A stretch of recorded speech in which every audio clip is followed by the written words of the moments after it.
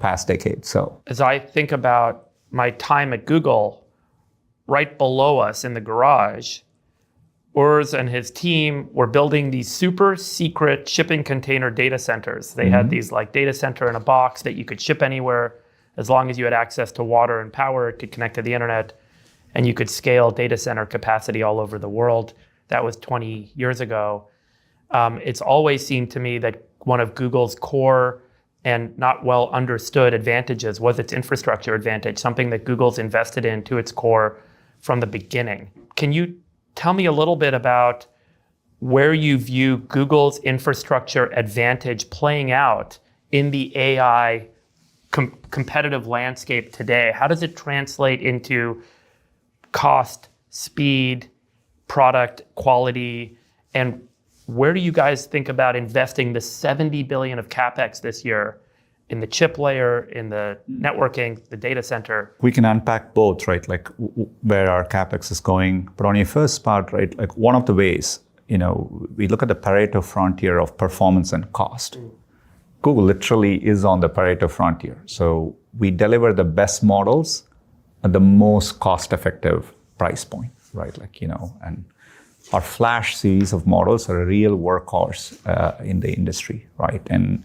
And part of why we are able to do that is because we train and serve our models on our infrastructure, including TPUs, right? And we are in our 7th generation of TPUs, and we built our first version in 2017. I remember talking about it at Google I/O. Probably people didn't pay attention to it because, why are you building a specific machine learning accelerator chip?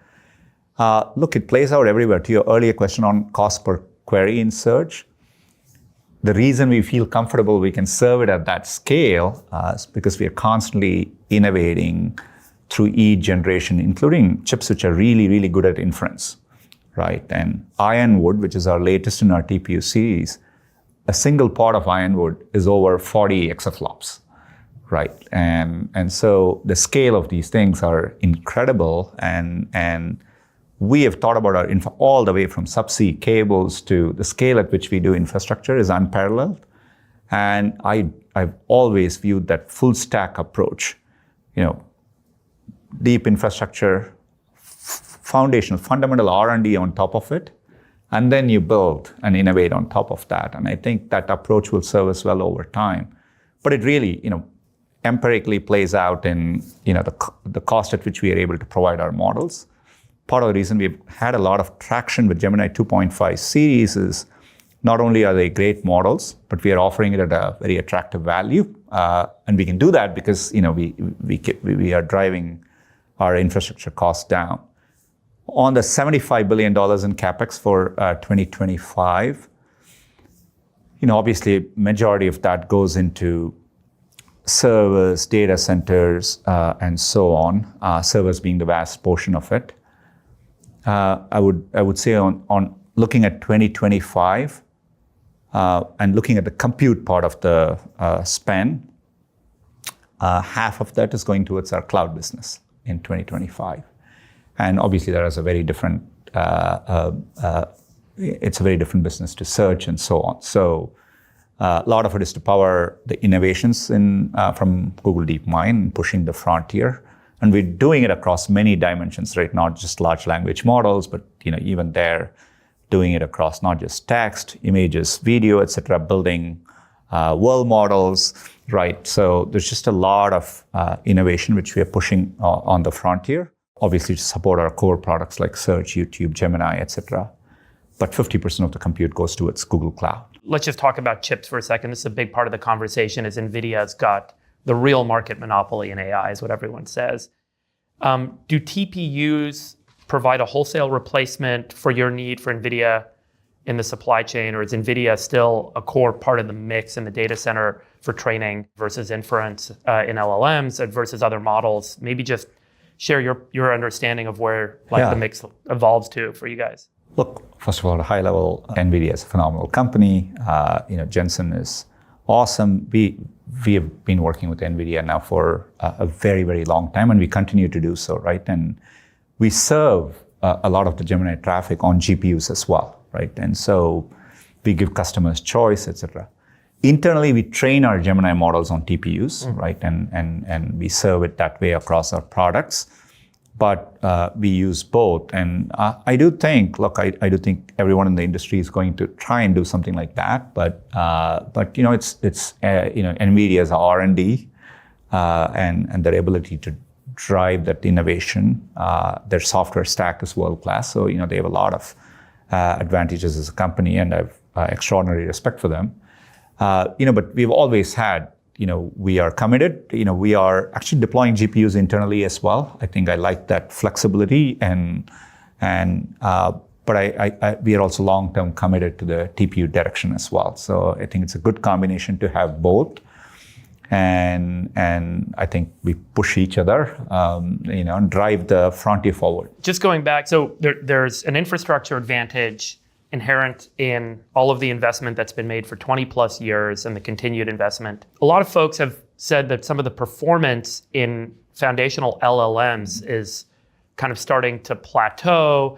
And as a result, we're seeing a less kind of differentiated landscape amongst the competitors. And that's should be a consideration for Google. That's the outside kind of narrative. Can you share a little bit about, and then I want to come back to non-LLM models where there's other advantages for Google in a minute, but maybe just on this point, how much more of an opportunity to continue to evolve LLMs is there? Where does Google's advantage lie in maintaining better performance in the models over time? I think maybe it was Andrej Karpathy who used the term AGI, which is like he called it artificial jagged intelligence, right? So I think the progress is not going to be always smooth, right? Like you go through these periods, it looks like something slow, and then you see a paradigm breakthrough, et cetera. And it's been going like that for a while. I think obviously over the last couple of years, all of us scaled up on pre-training, and then there was a lot of momentum with post-training, and then with inference compute, and now, there's progress with how do you take all that and stitch together in agentic workflows and so on. So I do think there's a lot of progress, and it feels pretty continuous to me, right? I think it's both true. Progress gets harder, which I think will distinguish the elite teams, at least on the foundational side. I think that might be a factor. I felt the harder the problem is, I think we are well set up for that. I think we are well set up for that. I do think we are pushing the research frontier in a much broader way than most other people, beyond just LLMs, transformer-based models. I mean, diffusion. Do you do diffusion-based models? All those areas we are exploring in a deep, deep way, right? So, there's always the chance that we may reach a point where, you quite don't get that returns to the additional compute you're going to put in. But I quite haven't seen it yet, right? The progress looks maybe harder because you're now dealing with a lot more compute. So you're really running into the loss of can I actually get as many electricians as I can to build the data centers at the speed, all that stuff. But I haven't seen, or at least talking to our researchers, haven't seen anything fundamentally, we are not going to be able to move past it this point or something like that. Does Google have a data advantage with YouTube or other products or services? Are you able to train on that data in a way that others can't? I think we have the opportunity to create much better experiences for people. I think people use products like Gmail, Calendar, Docs, YouTube, Search, etc. So with their permission, taking that personal context into account, I think we can deliver much better experiences. We are working on that, but it's something on which we have to deliver. But I view that as one of the differentiated innovation opportunities we have ahead as a company, but it's something we are thoughtfully working on. We'll make progress there. That makes a lot of sense. If search evolves, and I've been using a lot of voice AI tools, I find them incredible. I can have a conversation, access the news, dive deep on a topic. It's